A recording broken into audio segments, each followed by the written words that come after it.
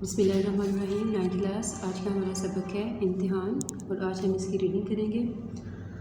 ये एक मैं इससे पहले आपको बता देती हूँ कि कैसे शख्स के मुतल्लिक है, एक कैसे स्टूडेंट के मुतल्लिक है जो मेहनत करने का कायल नहीं था। वो मेहनत करना पढ़ना पसंद नहीं करता था और वो जो था सिर्फ उम्मीदों का आसरा लेता था कि हो जाऊँगा कामयाब, इस साल ना हुआ तो नेक्स्ट टाइम सही।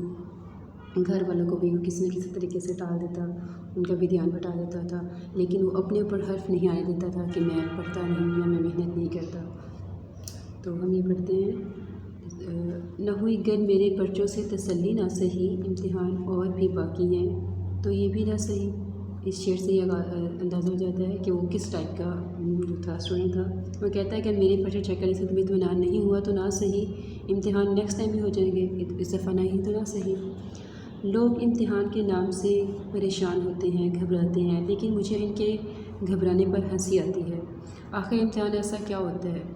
दो ही तो सूरतें हैं, फेल या पास। इस साल कामयाब ना हुए तो ना सही, अगले साल दे देंगे, अगले साल इम्तिहान हो जाएगा, फिर सही।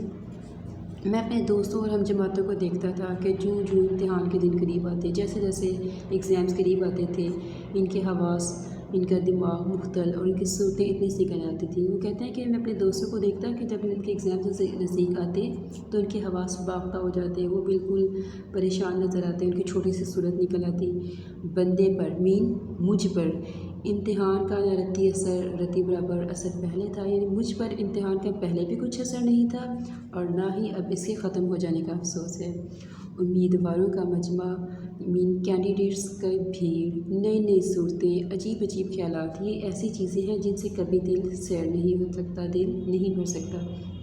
वो कहता है कि मुझे इम्तिहान का तो बिल्कुल टेंशन ना पहले होती थी ना बाद में, लेकिन कैंडिडेट्स को देखना, नए चेहरे देखना, अजीब तरह के ख्यालात के वाले लोग देखना, इनसे मेरा दिल कभी नहीं भरता था, इनको मैं खुशी से देखता था। जी चाहता है कि तमाम उम्र इम्तिहान ही होते जाएं, लेकिन पढ़ने और याद करने की शर्त उठा जाए। कहता है कि मैं ये चाहता हूँ कि इम्तिहान तो तमाम उम्र हो ताकि मुझे ये सब कुछ देखने को मिले, लेकिन पढ़ने और याद करने का ना कहा जाए। मेरी सुनिए कि 2 साल में ला क्लास का कोर्स पूरा किया, कानून की क्लास का कोर्स मुकम्मल किया, मगर किस तरह, आगे वो ये भी बताते हैं कि मैंने एक ला कोर्स किस तरह मुकम्मल किया। शाम को यारों के साथ टहलने निकलता, वापसी के वक्त ला क्लास में भी झांका था, यानी नज़र मारा था, देखा था। मुंशी साहिब दोस्त थे, यानी इनके दोस्त थे मुंशी साहिब, और जो लेक्चरर साहिब थे, उनके उस्ताद साहिब थे, वो पढ़ाने में मुस्तग़रिक़ डूबे हुए, वो पढ़ाने में मसरूफ़ होते थे।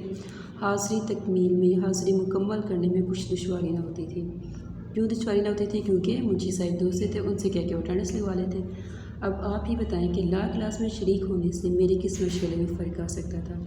ज़ाहिर है जब रूटीन ऐसी थी कि जब टहलने निकला तो झांक कर बस मुंशी साहिब से अटेंडेंस लगवाए, तो उससे उनकी लाइफ या उनकी रूटीन में क्या फ़र्क आ सकता था? कुछ फ़र्क नहीं आता था। वालिद साहिब किबला खुश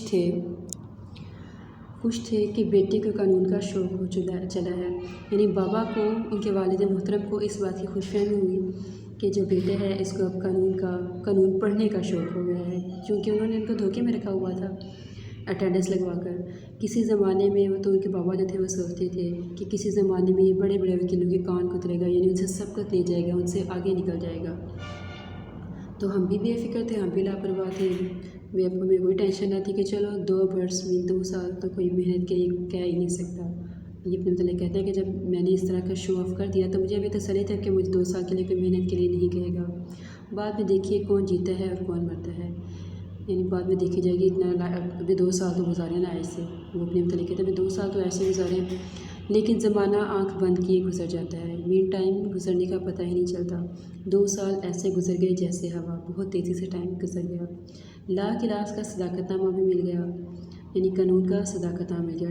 टाइम तेज़ी से इस तरह से गुजर के वो तो अपनी एक्टिविटीज़ में बिज़ी रहे ना, तो उनको पता ही चला जो वक्त था 2 साल का वो गुजर गया। अब क्या था, वालिदैन इम्तिहान वकालत की तैयारी के लिए सर हो गए, मगर मैं भी एक ज़ात शरीक हूँ, यानी अब जो थे वालिदैन एग्ज़ाम्स की प्रिपरेशन के लिए मुझे कहने लगे, तो मैं भी जो था बड़ा चलाक निकला। एक बुढ़िया और एक बूढ़े को धोखा देना या उनको ان سے بچنا یا ان کو فریب دینا میرے لیے کوئی مشکل بات نہیں تھی، کوئی بڑی بات نہیں تھی۔ میں نے تقاضا کیا، میں نے مطالبہ کیا، میں نے یہ ڈیمانڈ کی کہ مجھے علیحدہ کمرہ مل جائے، کہ مجھے ایک سیپریٹ روم دیا جائے تو محنت کروں۔ وہ کہتے ہیں کہ جب مجھے والدین نے ایگزام کی تیاری کے لیے کی تو میں نے ان کو اس طرح سے چیٹ کیا کہ مجھے ایک سیپریٹ روم دیا جائے تاکہ میں وہاں بیٹھ کے اسٹڈی کر سکوں۔ بال بچوں کے گڑبڑ میں مجھ سے کچھ نہیں ہو سکتا، میں بچوں کے شعبے میں پڑھ نہیں سکتا۔ یہ بھی انہوں نے ایک ڈرامہ کیا۔ چند روز اس ہیلے سے ٹال دیتے، لیکن تب تک یعنی کچھ روز انہوں نے یہ ایکسکیوزز کرتے رہے، لیکن کب تک آپ لوگ اس طرح کرتے۔ بڑی بی نے اپنے سونے کمرہ خالی کر دیا۔ وہ کہہ رہے ہیں کچھ دن تو میں ایسے ایکسکیوزز کہتا رہا کہ مجھے سیپریٹ روم دیا جائے تو میں اسٹڈی کروں، لیکن یہ بھی میری زیادہ دن چلے نہیں، کیونکہ بڑی بی جو تھی انہوں نے اپنا کمرہ ان کو خالی کر دیا۔ اب میں نے دوسری گیم کی، میں دوسری چال چلا۔ دروازوں پہ شیشے تھے، ان پہ کاغذ چپکا دیا، چسپاں کر دیا، پیسٹ کر دیا، کیونکہ شیشے کے دروازے سے نظر آتا ہے نا کہ اندر کیا ایکٹیویٹی ہو رہی ہے، تو انہوں نے اپنی ایکٹیویٹیز کو چھپانے کے لیے اس پہ کاغذ چپکا دیا۔ لیمپ روشن کر کے آرام سے 7 بجے سو جاتا اور صبح 9 بجے اٹھتا۔ باہر والوں کو یہ خوش فہمی رہتی کہ اندر اسٹڈی کر رہے ہیں۔ اگر کسی نے آواز دی اور آنکھ کھل گئی تو ڈانٹ دیا کہ خواہ خواہ میری پڑھائی میں خلل ڈالا جاتا ہے، یعنی کہ چونکہ باہر والوں کو تو یہی ہوتا تھا نا کہ اندر بیٹھ کے اسٹڈی کر رہے ہیں، تو ان میں سے کوئی آواز دے دیتا تو یہ ڈانٹ دیتے کہ کیوں مجھے تنگ کیا ہے۔ وہ تو چونکہ وہ سو رہے ہوتے تھے، اگر آنکھ کھل جاتی آواز سے تو کہتے ہیں کہ کیوں مجھے اسٹڈی کرتے ہوئے تنگ کیا گیا ہے۔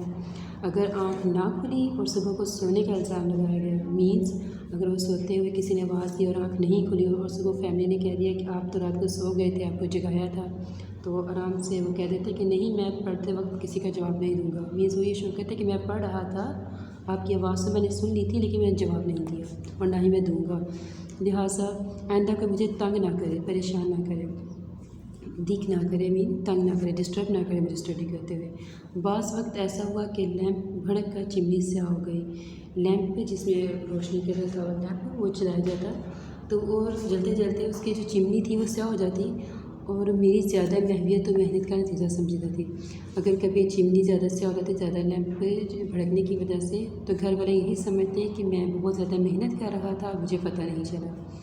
بعض وقت والد والدہ کہتے بھی تھے کہ اتنی محنت نہ کیا کرو، وہ تو بیچارے خوش فہمی میں تھے نا کہ انہیں اسٹڈی کر رہے ہیں، تو وہ ان سے کہتے ہیں کہ اتنی زیادہ محنت نہ کیا کرو، لیکن میں زمانے کی ترقی کا نقشہ کھینچ کر ان کا دل خوش کر دیتا تھا۔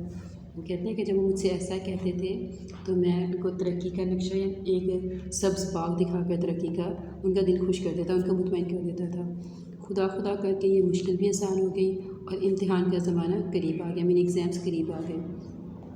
میں نے گھر میں بہت کہا کہ ابھی میں امتحان کے لیے جیسا چاہیے ویسا تیار نہیں ہوں، یعنی اب انہوں نے نیا ڈرامہ شروع کر دیا تھا کہ میں گھر والوں سے فیملی سے کہہ دیتا کہ مجھے جیسا تیار ہونا چاہیے ایگزامس کے لیے ابھی میری ویسی پریپریشن نہیں ہوئی، لیکن میری مسلسل حاضری، لا کلاس اور شبانہ روز کی محنتوں نے ان کے دلوں پر سکہ بٹھا رکھا تھا۔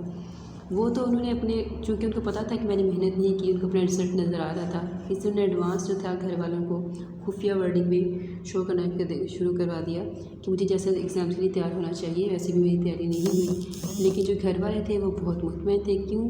چونکہ ان کی اٹینڈنس بھی کمپلیٹ تھی منشی صاحب کی دوستی کی وجہ سے، اور رات دن کی محنت، شبانہ روز میں رات دن کی محنت جو تھی وہ بھی رات دن بے شک وہ کرتے تھے، لیکن انہوں نے جیسے ہم نے پڑھا انہوں نے شو تو یہی کیا تھا نا کہ میں دن رات خوب محنت کر رہا ہوں، تو اس محنت اور کمپلیٹ اٹینڈنس نے گھر والوں کے دل میں یہ بات بٹھا رکھی تھی کہ نہیں یہ کامیاب ہو جائیں گے۔